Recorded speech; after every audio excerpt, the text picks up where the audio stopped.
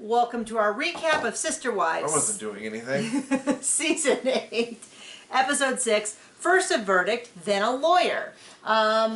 This is the second half of the Anthropologist visit, and it's full of fluffy nonsense. Well, it's like really good, really good, really good, really good, and then like the last 5 minutes of that storyline. If you thought you were building up to something. Yeah, I mean, they had a lot of great observations for everything until the very end, and then they're like, everyone's amazing, and we're like, except all the stuff you pointed out along the way. So I thought, wasn't one of the things the lady said, I thought he was going to be a terrible woman-hating whatever. Ooh, a lot of stuff aged. We watched most of the episode. And I was like, oh, you're just in the wrong season, lady. We watched most of the episode like this. Like, oh, ooh, they did say that. It did not age well at all. Yeah, right. And if you want to watch us watch the episode, you can join our Patreon where we film ourselves watching the episode, pausing it, giving our real reactions. People say that it's fun because it's like watching with all your buddies. And we will be doing that for the new season, season 19, starting September 15th. And you can get this video 2 weeks early. So if you time travel back, you could have watched this earlier. If not, though, it's obviously on YouTube, so enjoy. So they've had the Anthro students for 2 days. We're still right in the middle of this big cliffhanger. Well, let's just point out before we get into this, just how many times all of the other kids snubbed Robin's kids. Oh, wait, no, the opposite of that, embracing them wholeheartedly every step of the way and over in each episode. So Gabe and Garrison, they still have this fight between them. They call over Peyton and Dayton, who were right there. Peyton and Dayton over, and they say, hey, what happens? Peyton's like, hey, this is what happened. Garrison jumped in the car. Gabe reached around and kind of slapped him on the face. Garrison got out and took a swing at him and hit him back. And Gabe gets caught in a lie. And I feel bad. He lied. On television. And they really dig into it. I think they're poor kid. I feel like they're really trying to be...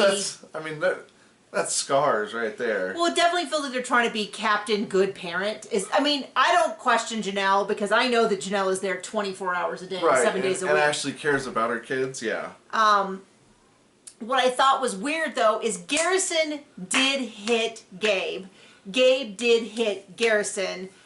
Gabe did lie, but Garrison got no punishment at all for this altercation that they said was so embarrassing.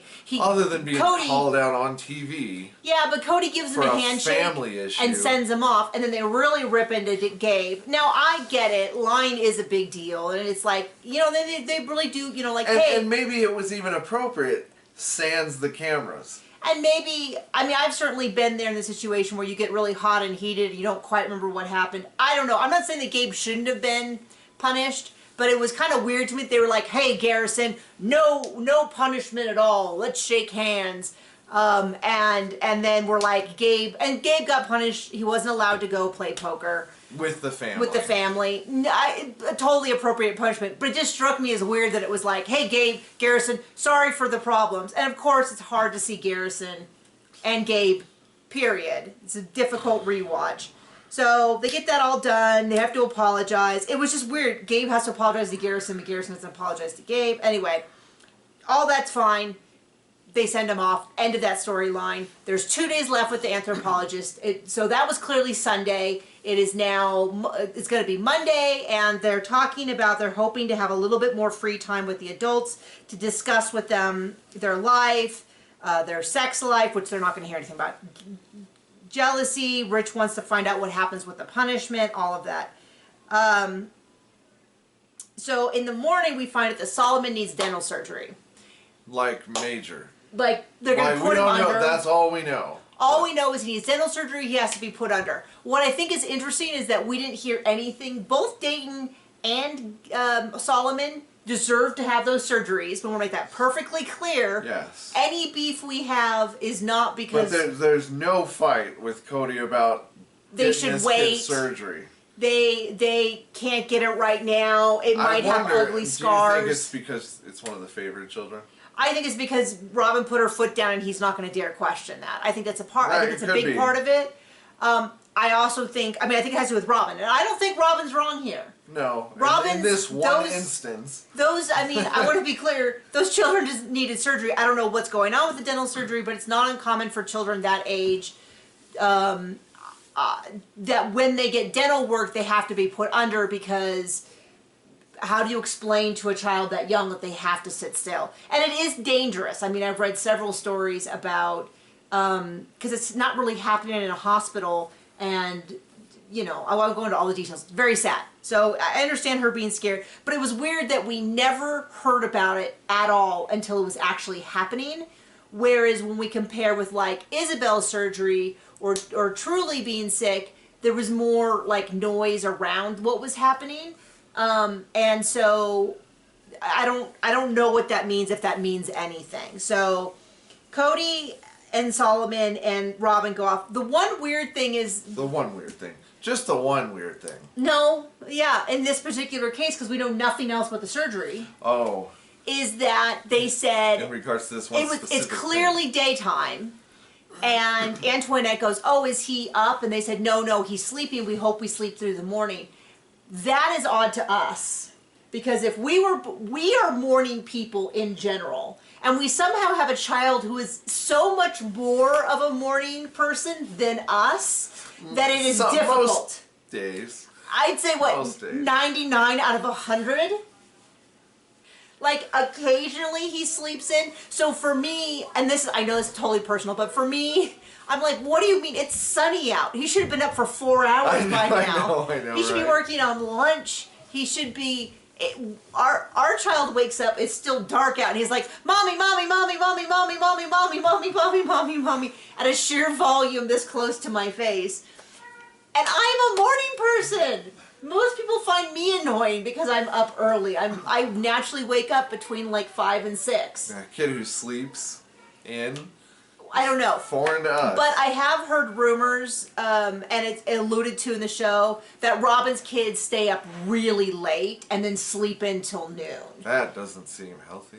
Well, it certainly doesn't. It's gonna make school difficult. But anyway, I don't know if it's related to that. I don't know anyway. So they go off. They go do that. She goes over, and they talk to they go to Christine's house, and they talk to Annie, and she explains that Annie is... Oh, I thought he was going to go check on someone, but he's going to close the door. So he says that Christine's dad was a good father. They never had a love relationship. She didn't really leave polygamy. She left the whole religion. She talks about how, this was sad, there was basically 15 years where she was at a bad relationship with the remaining members of the family with Christine. Very difficult to watch. She did not say a single negative word about polygamy, about the religion, no, she really about didn't. Christine's father. She just was very much like, I left the religion. And it's eerie how much... Yeah, the closest she came was like, it wasn't like a passionate love affair. Yeah, a love marriage. Okay. And so, yeah. And Christine is like, and she was very clear, I was never unsafe, but Christine felt I was unsafe. And it reiterated, she was never unsafe, but I felt that she was unsafe. And it was eerie to us how much it replicates what Christine eventually went through. Now, she's been more public about her hard feelings towards Cody, but I think the difference is that they're on a TV show, we have a lot of accountability, and he was saying a lot of terrible stuff that she was then so Cody says you're the worst person on earth, would you concur? Cody says that he is a saint who has never done anything wrong, and you are single-handedly ruining the family. Do you want to comment?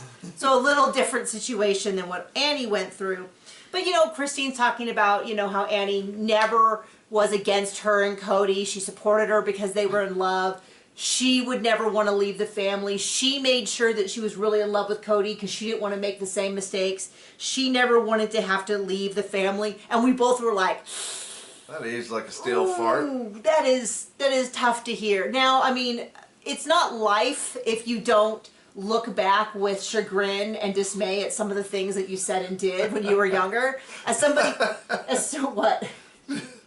As somebody A once truer said, statement has never been said. said, if you still agree with all the past decisions you've ever made, it means that you have absolutely no personal growth.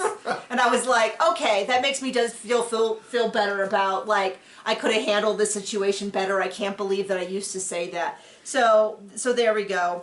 Then they go over to Mary's house. They talk about Antoinette explains that when she's been staying at Mary's house, they have the Becoming Sister Wives, the Sister Wives book, and she's been reading it at night.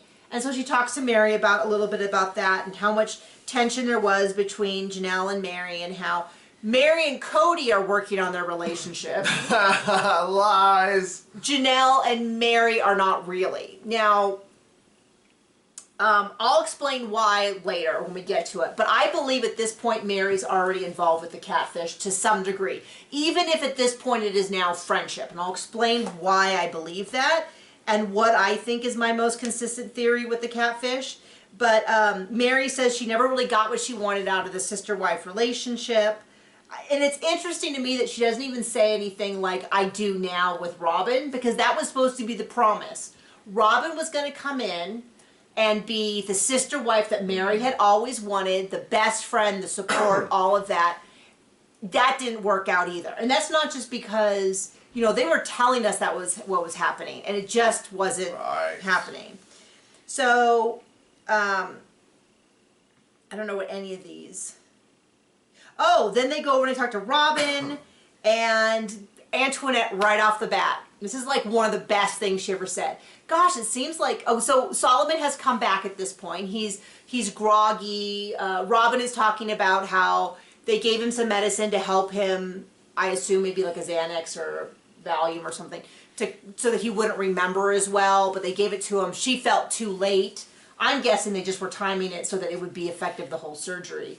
But that he was kind of hysterical when he was leaving, which does break my heart. The thought of my own child, like, Mommy, like, would wreck me. So, no criticism of Robin here. I guess I have to say that because sometimes people are like, you're so mean to her. And it's like, well, I try to evaluate each situation based on what's happening. In this particular case, no criticisms of her. Also, we don't care.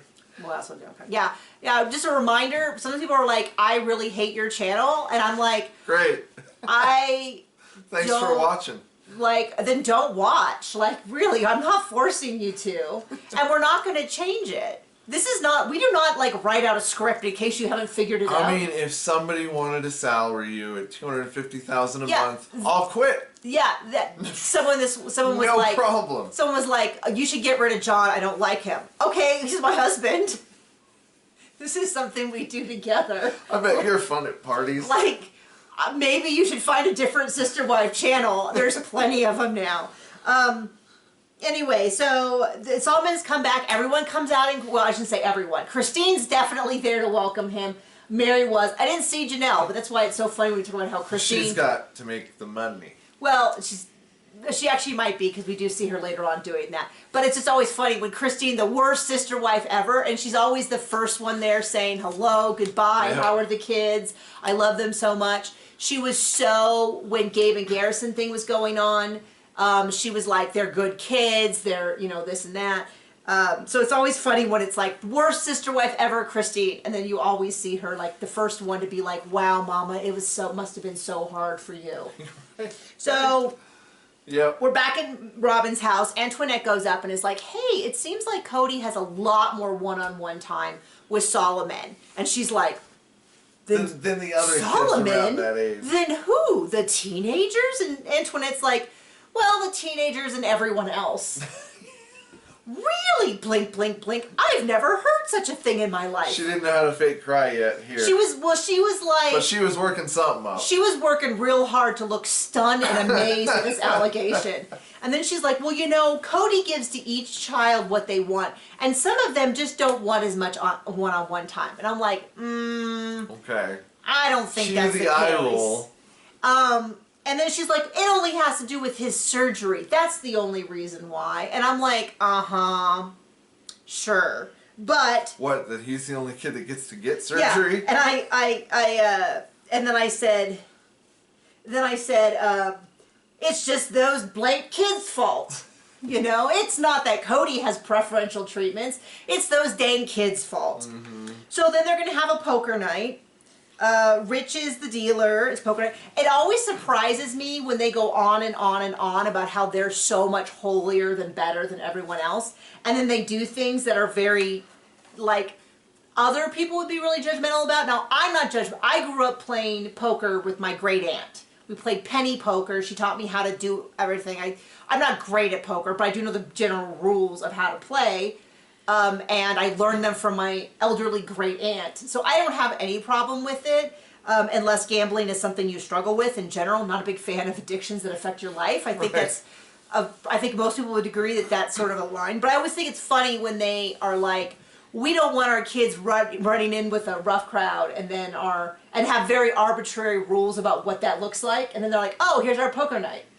Anyway, so Rich is going to... But God forbid a girl shows a little too much cleavage. Like an arm. Yeah. Oh, an arm. Remember when they used to I don't cover ever their want to sleeves? see that much skin on you. Well, what's interesting to me is I don't feel like they ever really discuss things like, hey, you used to wear clothing down to your wrists all the time and you guys have recently stopped.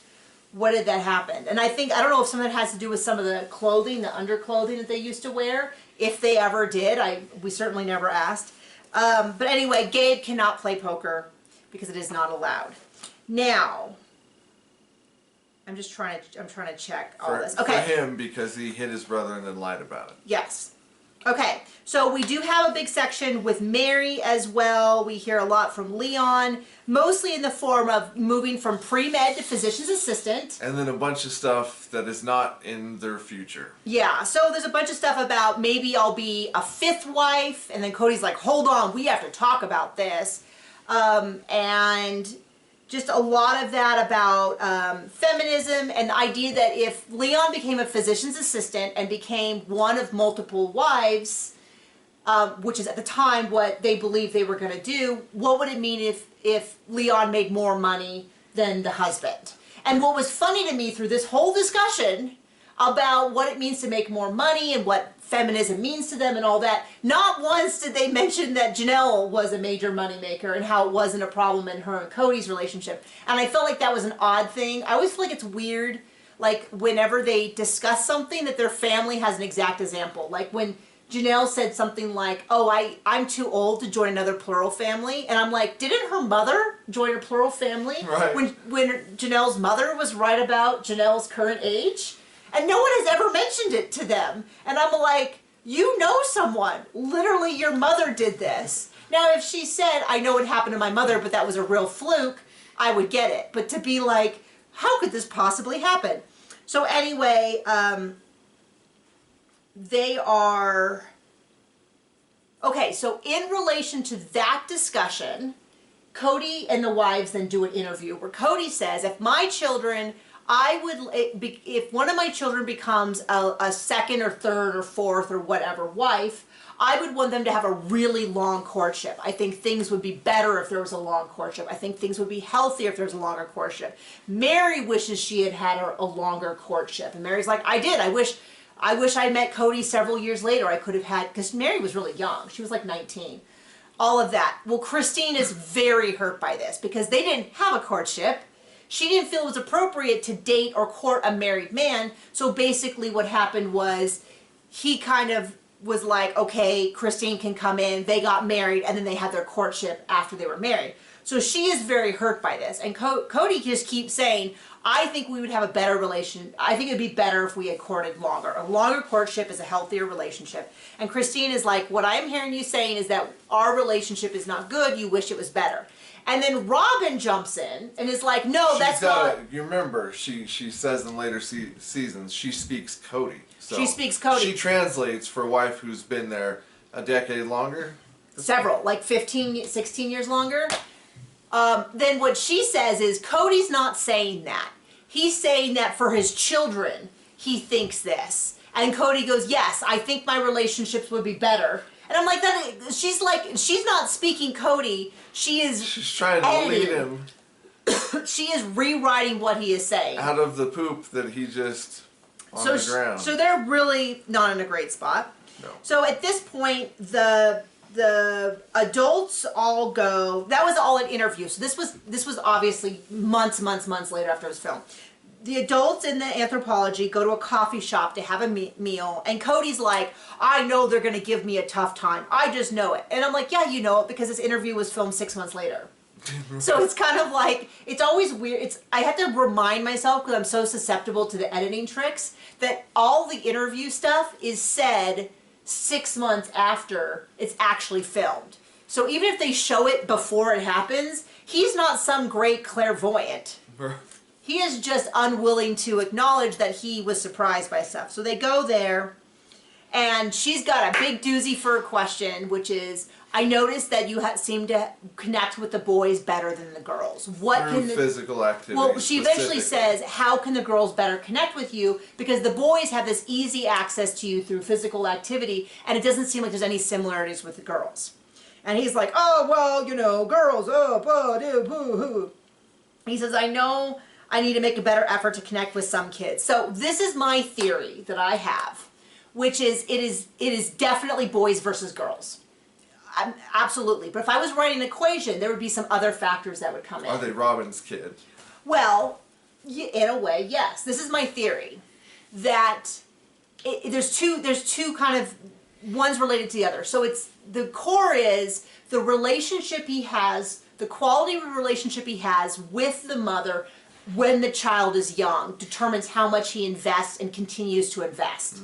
For that reason, the older kids in general all have a better relationship with him. And I think that's related to what I just said, meaning that initially he had a good relationship with the three moms. So Leon, Logan, and Aspen, he was very fond of them. He was very fond of all of them. He did not want Aspen to move out. He constantly talks about wanting to spend more time with Aspen. You know that Logan is like one of his favorite kids. And he had a good relationship with Leon.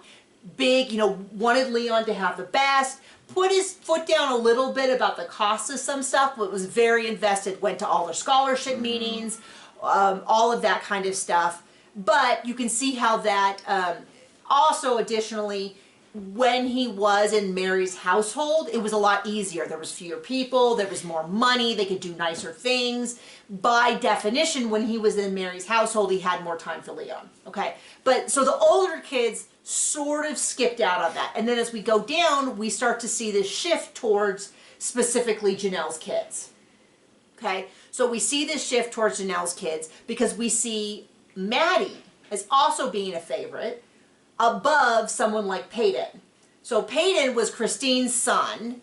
Maddie is Janelle's daughter, but he has a much better relationship with Maddie than he ever did with Peyton. So that's where I start to see that it's not just girls and boys, it's also favored children of favored mothers. This is none of this, by the way, to be super clear, has anything to do with the amount of love the children deserve or how lovable they are as individuals. So then you sort of see this amplification down Janelle's line, which is that she has more boys, he prefers boys, he's fond of Janelle. But we also start to see that fading out towards the bottom. This is like versus, Mary's off the table, had no more children, that relationship is kind of set for the time being, at the time this is filmed.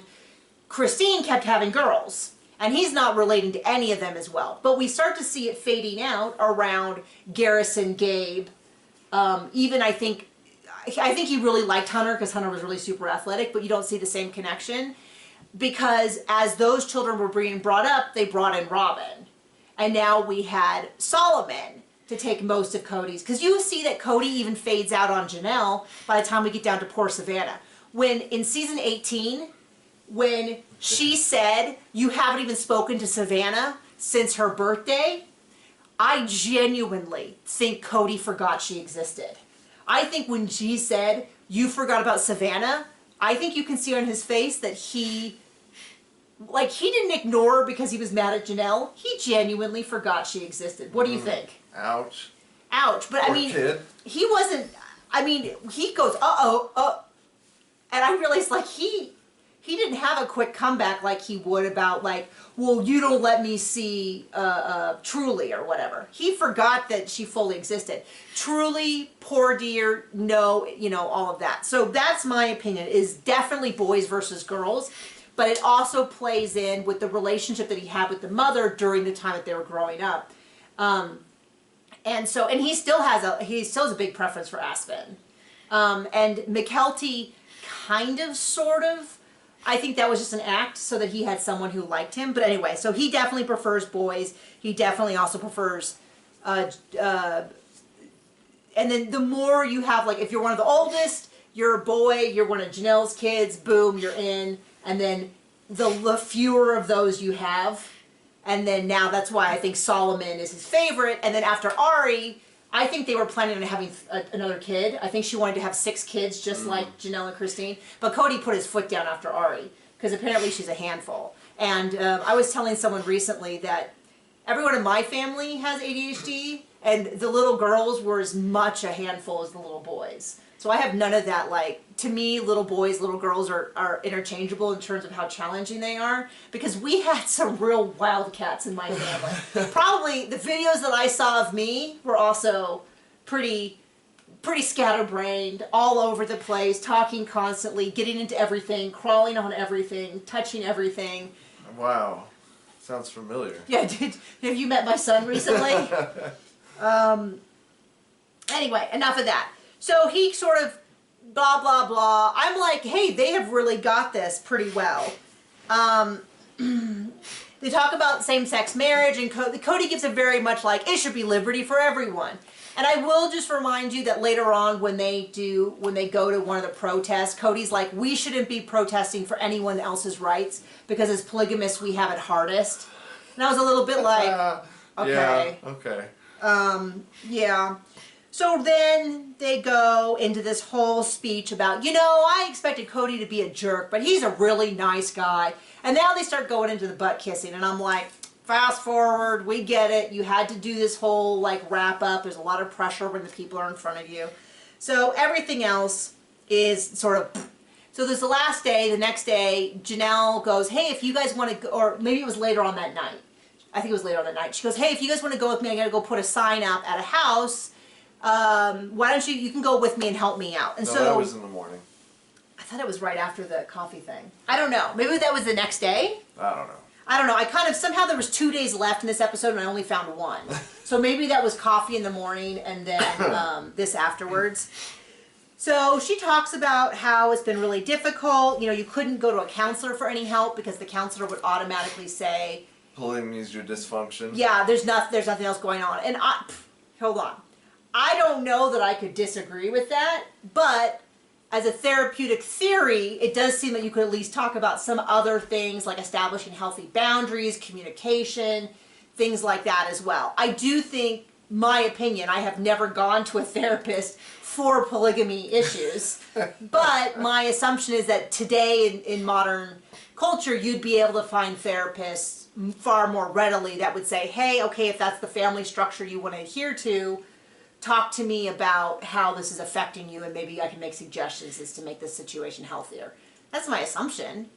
If I was theoretically a therapist, I think that's how I would approach it, but I haven't gone to therapy school yet, question mark. So we'll see. We'll find out maybe one day. She talks about how getting a separate checkbook from Cody basically saved me. She said all of the money goes to the same spot. So the implication is that this time, all of her money from real estate was still going into the family plot. I'm tracking that because at some point we start get inklings that that is not the case, and they never discussed it openly on the show. But we know that when Mary moved to Flagstaff, there was a reference to the fact that she could get whatever house she wanted because she was paying for it herself. So somewhere between season 8 and season bajillion when they moved to Flagstaff, I don't know, I think that's like 12, 11, 12, I don't know, I'm just guessing. There seems to have been a shift, and I'm not totally sure why. I'm wondering if at some point Cody started giving Robin a bigger chunk and a bigger chunk and a bigger chunk as other kids moved out, and they started being like, well, I'm not doing this. Anyway, we'll find out.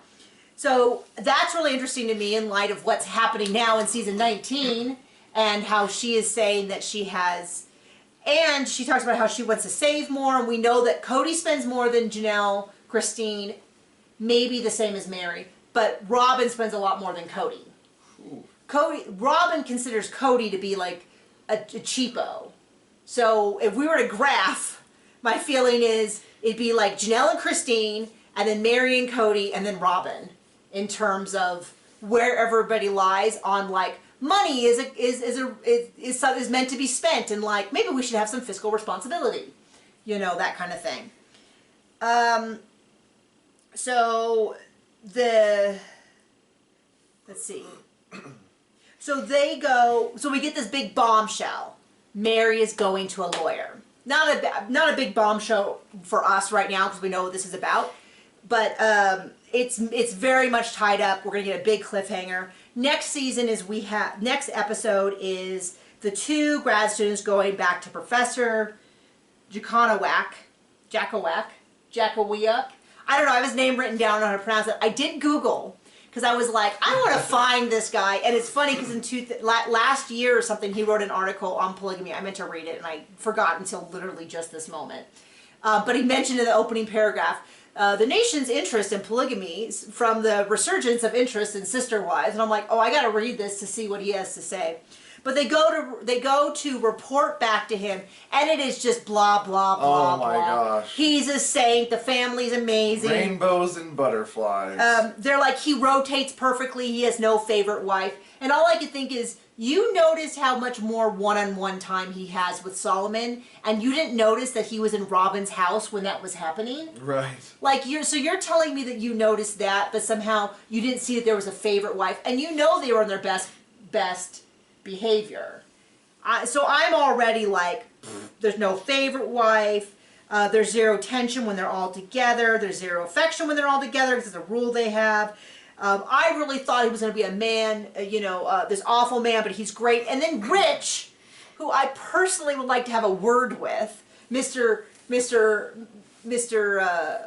I don't want to get married because it confines me, says that anybody who criticizes this family has an agenda, clearly, because they don't know this man, because he's a good man. And I'm like, Rich, don't ever... just wait about a dozen seasons, and we'll see if that holds up. Well, and it's like, the thing is that if you go back and you look at what people wrote on my recap for this episode, when it originally aired, I guarantee you, any one of those commenters had a better insight to who Cody Brown was than this dude. If anyone criticizes them, they have an agenda. Okay, Rich, I hope you didn't go into, good luck with that poker game that you claim that you're so great at. You clearly can't tell you can't pick up on tells and stuff. Anyway. Doesn't know what a joker is. Yeah. Man, you mean people don't always tell the truth? They go on and on about like, oh, and she's like, after seeing this, I want to be a polygamist wife. I want to join. And the professor's like, so do they ask you to join? No. And I think they would have turned me down. They are very happy with the way things are. And I'm like, because Cody doesn't want any wives that aren't Robin. Right. I mean, it's that simple. Okay. So then we get this big cliffhanger moment, which is not, I kind of wonder, I might go back and watch my old review to see what I thought when I originally watched it. Because my assumption is I didn't buy in that I really thought Mary was asking for a real divorce. So she goes into a lawyer and she says, I've been thinking about this for 5 years, blah, blah, blah. I want to legally divorce Cody. Bum, bum, bum. And then we see the preview of her telling everyone she gets a divorce. I think even back then we knew exactly what was happening. But this is my theory. So they had been planting it in her ear for years. Pardon me. We know, because we've seen it on the show mentioned several times, that because Cody wasn't married to Robin, he could not legally adopt those kids. People looked it up in Nevada. You have to be married in order to adopt. I know it was like that. My friend, she only got married because of that reason. They've been together. They just were planning on cohabitating the rest of their life. But in order to adopt, she had to be married. So she knew that they had to get married. I think, though, the reason why she pulled the trigger when she did was because she was already talking to the catfish. And the thought of losing the legal marriage to Cody was not nearly as scary as it was when she was not talking to someone. That's my opinion. I think it's a combination of those two things.